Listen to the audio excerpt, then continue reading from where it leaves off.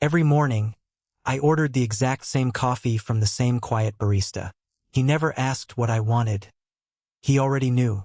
Then one morning, he handed me a cup with 6 words written on it. I remember more than your order. I laughed at first, until I discovered he had been quietly watching my life for 2 years. And the truth behind those coffee cups changed everything I thought I knew about love. The first time I walked into Harbor and Bean, I wasn't looking for coffee. I was looking for a quiet place where no one knew my name. Every morning for the past 3 weeks, I had been pretending that my life was perfectly fine. I still showed up to my photography classes at the University of Washington. I still smiled when classmates asked how I was doing. I still posted pictures online like everything was normal. But none of it was real. A breakup has a strange way of making ordinary places feel unfamiliar. The streets looked the same. The campus looked the same. Even the sunrise over Seattle looked exactly as beautiful as it always had. I just couldn't enjoy any of it anymore. That rainy Tuesday morning, I wandered into a small coffee shop tucked between a bookstore and an old record store near campus. A wooden sign above the entrance read, Harbor and Bean. The warm smell of roasted coffee beans wrapped around me the second I stepped inside. Soft acoustic music floated through the cafe while students typed on laptops and couples quietly talked by the windows. Felt peaceful. For the first time in weeks, my chest didn't feel so heavy. Welcome in. The voice was calm. Not loud. Not fake. Just genuine. I looked up. The barista standing behind the espresso machine couldn't have been much older than me. Dark brown hair, warm hazel eyes, a black apron over rolled-up sleeves. His name tag simply read, Noah. He offered a polite smile. What can I get started for you?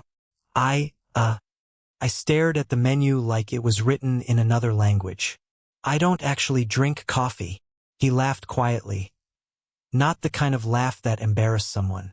The kind that made it easier to smile back. Then you've definitely been standing in the wrong line. I chuckled for the first time all week. Looks like I have. He leaned slightly against the counter. There. I shook my head. Hot chocolate. Another shake. He studied my face for only a second before nodding. I think I know exactly what you need. You do. Trust me. Normally, I hated when strangers decided things for me. But something about his calm confidence made me step aside without asking another question. The espresso machine hissed. Milk steamed. Coffee grinders hummed in the background. I watched him work.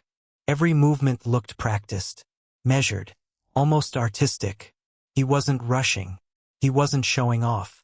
He simply looked like someone who genuinely loved what he did.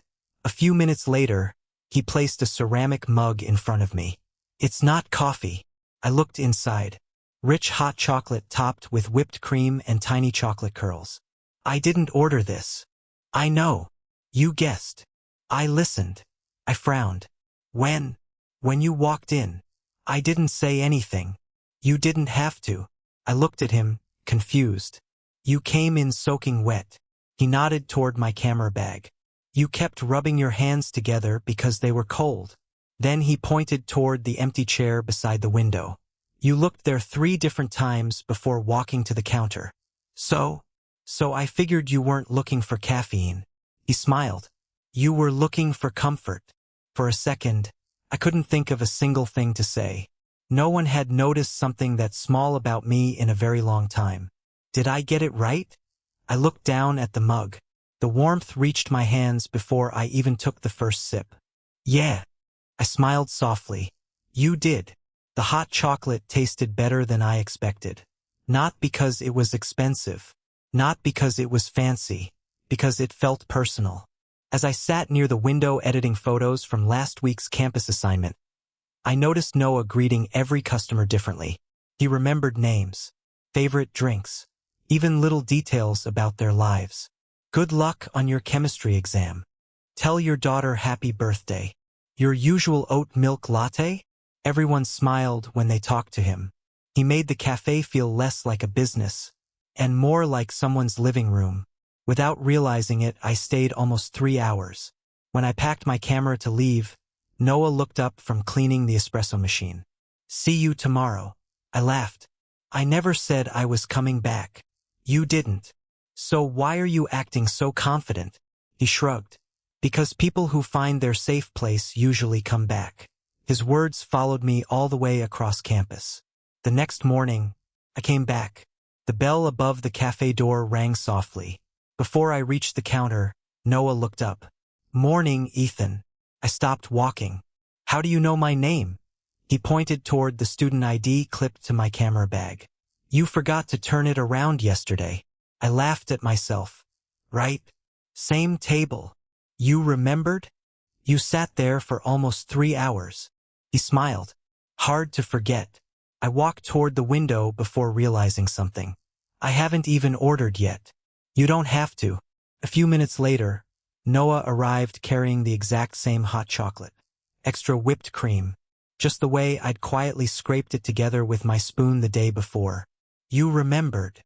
You smiled after the first sip yesterday. He placed the mug gently on the table. I figured it deserved another chance. As he walked away, I noticed something written in small handwriting near the paper sleeve around the cup. Hope today feels lighter. I stared at the words. There wasn't a name. No signature. Nothing that proved Noah had written them. Maybe every cup had a message. Maybe I was reading too much into it. Still, for reasons I couldn't explain, I folded the sleeve carefully instead of throwing it away. I slipped it into my backpack beside my camera. Without realizing it, that tiny handwritten message became the first thing I'd chosen to keep since my heart had been broken. For the next few weeks, Harbor and Bean quietly became part of my routine. Not because I suddenly loved hot chocolate, and definitely not because I enjoyed waking up early. I came because, somehow, that little coffee shop felt steadier than anything else in my life. By the time I pushed open the cafe door each morning, Noah already knew where I would sit. The table beside the window. The one with the perfect view of the rainy Seattle streets. Morning, Ethan, he called one Wednesday. Morning. The usual? I smiled. You really don't let me make decisions anymore, do you? He grinned while reaching for the mug. You've never complained. I guess that's true. A few minutes later, he placed the steaming mug in front of me. This time, there was another handwritten message around the paper sleeve.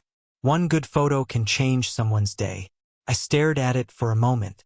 Noah had never asked what I studied. He had never seen my class schedule. Yet somehow, the message fit perfectly. I looked toward the counter. He was helping another customer as if nothing unusual had happened. Maybe he wrote encouraging messages on every sleeve.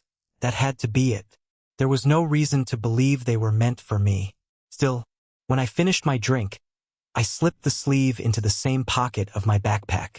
Without thinking, it simply felt wrong to throw it away. Over the following days, the messages continued. Keep creating. Don't stop believing in yourself. Some people notice more than you think. Each sentence was short, simple, yet every single one appeared exactly when I needed it most.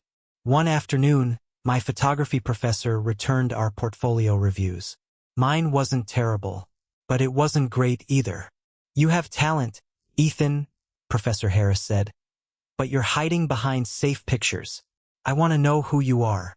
His words stayed in my head all afternoon. By the time I reached Harbor and Bean, I wasn't in the mood to talk. Noah noticed immediately. He didn't ask what was wrong. He simply placed the mug in front of me. The sleeve read, "The best stories begin with honesty." I looked at the words, then slowly lifted my eyes toward him. For the first time, our eyes met for longer than a second. Neither of us spoke. He simply gave a small, reassuring nod before returning to the espresso machine. Felt strangely comforting, almost as if he understood something I hadn't said out loud. That weekend, I finally followed my professor's advice. Instead of photographing Seattle's famous landmarks, I walked through neighborhoods most people ignored. An elderly man feeding birds in the park. A little girl laughing while chasing bubbles. An exhausted nurse waiting for a late-night bus. A violin player performing under the Pike Place market sign. They weren't perfect photographs, but they were real. For the first time in months, photography felt exciting again. Monday morning, I walked into Harbor and been carrying my camera. Before I could even reach the counter, no one noticed it. Looks like someone had a productive weekend. I actually did. Good. I finally took pictures I wanted to take. His smile grew a little wider. I had a feeling you would. I blinked. You had a feeling? He nodded toward the cup waiting on the counter. Read today's message. I picked it up. Real moments always outshine perfect ones. A chill ran through me. It was almost impossible. How could he keep writing exactly what I needed to hear? I looked around the cafe. Maybe I wasn't the only one getting messages. While Noah helped another customer, I quietly glanced at the cups being served. Nothing. Just plain sleeves. The next customer. Nothing again. A businessman grabbed his latte. No message. A student picked up an iced coffee. Still nothing. My heartbeat slowed. Wait, was I the only one? I quickly looked away before Noah noticed me staring. That couldn't be right. There had to be another explanation. Maybe the messages were random. Maybe I just happened to receive the printed sleeves. I tried convincing myself of that. It didn't work. A few days later, my best friend Mason dropped by campus after his morning class. You disappear every morning, he said. Where do you go? A coffee shop. You? He laughed. You hate coffee. I know. So why? They have hot chocolate. He narrowed his eyes dramatically. Nobody wakes up early for hot chocolate. I tried changing the subject. It helps me focus. Ethan. What? There's a guy, isn't there? I nearly choked on my drink. What? A barista. No. A cute barista. No. A ridiculously handsome barista. I never said he was handsome. Mason folded his arms. You didn't have to.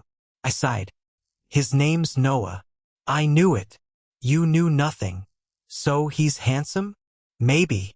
And kind. Maybe. And you think about him when you're not there? I stared silently out the cafe window. Mason burst into laughter. Oh, this is bad. It's not like that. Sure. He just remembers little things. Like your order? I smiled before I could stop myself. Yeah. Mason noticed immediately. Oh, you're smiling. I'm not. You absolutely are. For the first time since my breakup, someone else's name made me smile instead of making me feel guilty. I hadn't noticed that until Mason pointed it out. As we stood to leave, Noah called from behind the counter. See you tomorrow, Ethan. I turned around. Yeah. Then, almost without thinking, I answered, See you tomorrow, Noah. Neither of us realized it. But that was the first time I had ever said his name aloud. And somehow, it felt far more important than it should have. By the middle of October, Harbor and B no longer felt like just another coffee shop. It felt familiar. The bell above the door, the smell of fresh espresso, the quiet conversations in the background. Even the seat beside the window had somehow become mine. If someone else happened to be sitting there, Noah would grin and say, Give me 5 minutes. Then, somehow, another table would magically open up by the window before my drink was ready. I never asked how he did it. I simply smiled and accepted the small miracle. One Friday morning, I pushed open the cafe door, expecting to hear Noah's usual greeting. Instead, a woman I had never seen before stood behind the counter. Good morning, she said politely. What can I get for you? I glanced around. Noah isn't here today? Oh, she smiled. He's taking the day off. Something inside me sank. I'll have. I hesitated. The hot chocolate? She nodded. Sure. A few minutes later, she handed me the drink. I thanked her and walked to my usual table. The first thing I noticed was the paper sleeve. Blank. No handwritten message. No familiar handwriting. Nothing. I stared at it much longer than I should have. Then I quietly laughed at myself. Seriously, Ethan? You're disappointed because a paper cup doesn't have a sentence written on it? But the cafe felt different. The music sounded quieter. The room somehow seemed colder. Even the hot chocolate didn't taste quite the same. That afternoon, while editing photos on my laptop, I realized something uncomfortable. I didn't miss the messages. I missed Noah. The thought hit me so suddenly that I almost closed my computer. No, that couldn't be right. I barely knew him. He was simply the barista who remembered my order. Nothing more. At least, that's what I kept telling myself. The next morning, I walked into Harbor and Bean earlier than usual. The moment the door opened, Noah looked up from the espresso machine. There you are. I blinked. There I am. I was starting to think you switched coffee shops. I laughed. You were gone yesterday. I know. My sister got engaged. Oh, I smiled. Congratulations. Thanks. He handed me my usual mug before I even reached the counter. I owe you one message. I looked down. Written neatly around the sleeve were 6 words. Some mornings feel right again. For reasons I couldn't explain, those words made me happier than they probably should have. You really write these yourself? His expression changed ever so slightly. Ido. Why? He wiped the counter with a towel while pretending to think. I like making people's mornings a little brighter. Everyone's. A tiny smile appeared on his face. Not everyone's. Before I could ask what he meant, another customer stepped up to the register. The conversation ended. But that single answer stayed with me all day. Not everyone's. A week later, Harbor and Bean announced a small community photography contest. The winning photographs would hang on the cafe walls for an entire month. Noah taped the poster near the entrance. You should enter. I looked at it. I don't know. You absolutely should. What if my photos aren't good enough? He folded his arms. Didn't your professor tell you to stop hiding? I stared at him. How do you know about that? You mentioned it. I did. The day you looked like the world had ended. He smiled gently. You remember less than you think. I couldn't help laughing. Igesido. That weekend, I spent 2 full days walking through Seattle with my camera. Not chasing perfect sunsets. Not looking for famous buildings. Instead, I searched for ordinary moments. A father teaching his son to ride a bicycle. A florist arranging flowers before sunrise. An elderly couple sharing one umbrella while laughing in the rain. When I finished editing the photographs, I couldn't decide which one to submit. Without thinking too much, I carried my laptop to Harbor and Bean. Noah was wiping tables when I arrived. I need an opinion. I've been waiting for you to ask. You have. I've seen that look before. He pulled out the chair across from mine. For the next 30 minutes, we looked through every photograph together. This one, he said. He pointed to a picture of the elderly couple beneath the umbrella. Really? It's honest. I was leaning toward the skyline. I know. So why this one? He smiled. Because anyone can photograph a city. He looked back at the screen. But not everyone can photograph love. His words caught me completely off guard. There was something in the way he said them. Soft, almost personal. For a second, neither of us looked away. The cafe around us disappeared. The sound of the espresso machine faded. The conversations blurred into the background. It was just the 2 of us. Then someone's phone rang near the counter. The moment disappeared. A few days later, the contest winners were announced. I stood frozen in front of the display wall. My photograph, the one Noah had chosen, had won first place. Customers stopped to admire it. Students took pictures beside it. Even strangers smiled while looking at the elderly couple beneath the umbrella. You were right, I whispered. Noah walked over carrying 2 mugs. I know, I laughed. You're unbelievably confident. Only when I'm certain. He handed me my drink. Today's message read, some people just need someone to believe first. I looked at the words for a long moment. Then I reached into my backpack. One by one, I placed every paper sleeve I had saved on the table. There were more than 20 of them. Noah stared at the small collection in complete surprise. You kept them? I don't know why. I smiled awkwardly. I just couldn't throw them away. For the first time since we had met, Noah looked genuinely speechless. He carefully picked up the very first sleeve. The one that read, Hope today feels lighter. A quiet smile crossed his face. I never thought you'd keep even one. Before I could answer, an older woman called his name from the register. He slipped the sleeve back onto the table and walked away. But I noticed something. As he turned toward the counter, his smile hadn't disappeared. Neither had mine. Neither of us said the words that had quietly settled between us. But for the first time, it felt like we were both beginning to understand that whatever this was, it had stopped being just about coffee a long time ago. The first cool morning of November arrived with clear skies instead of rain. Seattle looked different when the sun came out. People lingered outside cafes a little longer, students crossed campus carrying warm drinks, and the trees surrounding Harbor and Bean had turned shades of gold and crimson. I pushed open the cafe door with the same quiet excitement I had felt every morning for the past 2 months. "Morning, Ethan." Noah smiled from behind the counter. "The usual? You already know the answer." "I always do." As he prepared my hot chocolate, I noticed something unusual. The little basket beside the register, usually filled with paper sleeves, was completely empty. When he placed my mug on the counter, there wasn't a handwritten message. There wasn't even a sleeve. I frowned. "No message today?" He looked at the cup for a second before meeting my eyes. "Not today." He sounded almost nervous. For the first time since we had met, I couldn't read his expression. The entire morning felt strangely quiet. No plafel conversation. No teasing. No handwritten encouragement. Just silence. When I packed my camera to leave, Noah called my name. "Ethan." I turned around. "Could you wait 5 minutes?" "Sure. I just need to finish something." I nodded and returned to my seat by the window.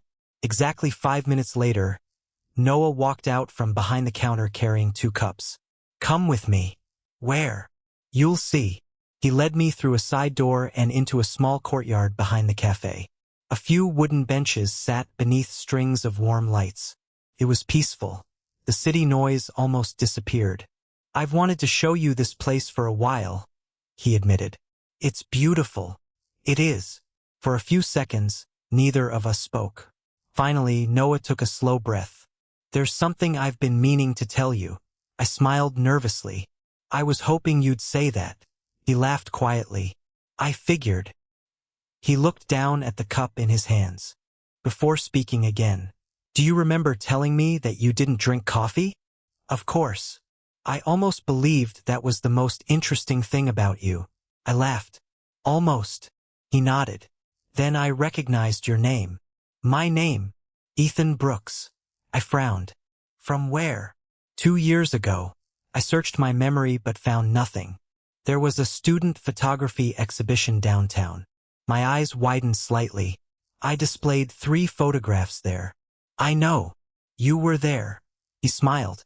"You probably don't remember. I was just another visitor." He looked toward the cafe windows before continuing. "There was one photograph." "The old lighthouse?" He shook his head. "The empty bus stop." My heart skipped. Almost no one had even looked at that photograph. "It wasn't the biggest picture in the room," Noah continued. "It didn't win any awards. But I stood in front of it for almost 10 minutes. I stared at him without saying a word. It reminded me of how loneliness feels." His voice remained calm, but his eyes said everything he wasn't putting into words. "I wanted to meet the person who could capture a feeling like that. You never did." "I couldn't." He smiled awkwardly. "I was too nervous. So instead." He laughed at himself. "I spent the next 2 years hoping I'd run into you again. And then one rainy morning, you walked into Harbor and Bean." I couldn't believe what I was hearing. "So you remembered me?" "From the first second." I slowly looked down at the coffee cup in my hands. "The messages were always for you. You remembered my order. I remembered you long before I remembered your drink." For a moment, the entire world seemed to stand still. Every confusing moment suddenly made sense. The first hot chocolate, the encouraging messages, the way he noticed little things, the photography contest, the conversations. None of it had been an accident. "You've been carrying those." Before speaking again, Do you remember telling me that you didn't drink coffee? Of course. I almost believed that was the most interesting thing about you. I laughed. Almost. He nodded. Then I recognized your name. My name. Ethan Brooks. I frowned. From where? 2 years ago. I searched my memory but found nothing. There was a student photography exhibition downtown. My eyes widened slightly. I displayed 3 photographs there. I know. You were there. He smiled. You probably don't remember. I was just another visitor. He looked toward the cafe windows before continuing. There was one photograph. The old lighthouse? He shook his head. The empty bus stop. My heart skipped. Almost no one had even looked at that photograph. It wasn't the biggest picture in the room, Noah continued. It didn't win any awards. But I stood in front of it for almost 10 minutes. I stared at him without saying a word. It reminded me of how loneliness feels. His voice remained calm, but his eyes said everything he wasn't putting into words. I wanted to meet the person who could capture a feeling like that. You never did. I couldn't.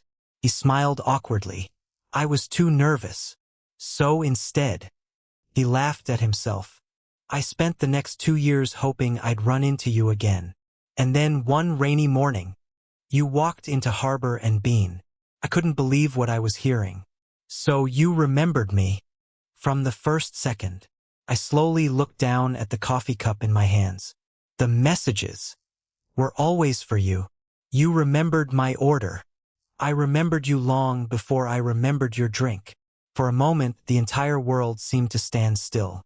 Every confusing moment suddenly made sense. The first hot chocolate, the encouraging messages, the way he noticed little things, the photography contest, the conversations. None of it had been an accident. You've been carrying those paper sleeves around, haven't you? Noah asked. I laughed softly. They're all in my backpack. I had a feeling. You always have a feeling. He smiled. Usually. I opened my backpack and carefully removed the small envelope where I had been keeping every sleeve. The edges were slightly worn. Some still smelled faintly of chocolate. Noah looked at them with a smile I had never seen before. I honestly thought you'd throw them away after a day. I almost did. What changed your mind? I looked at him. You. Silence settled gently between us. Not awkward. Comfortable. The kind of silence that only exists when 2 people no longer need to hide how they feel. I spent weeks trying to convince myself I only came here because of the hot chocolate, I admitted. And I was lying to myself. Noah laughed quietly. I know. You know everything, don't you? Not everything. He stepped a little closer. I still don't know one thing. What's that? If this is just a really meaningful friendship. He paused. Or if I have permission to ask you to dinner. I smiled before he had even finished the sentence. I was wondering how long it would take you. So yes. His shoulders relaxed immediately. Really? I've been waiting for you to ask. A warm autumn breeze drifted through the courtyard. The string lights above us swayed gently. Noah looked at me with the same quiet kindness he had shown on the very first day. Only this time, neither of us was pretending not to understand what was happening. He reached out slowly, not to pull me closer, not to rush the moment, just to gently take my hand. I intertwined my fingers with his. Felt natural, comfortable, like finding something I hadn't realized was missing. You know, I said with a smile, I still don't drink coffee. He laughed. I know. So what happens now? I keep making you hot chocolate.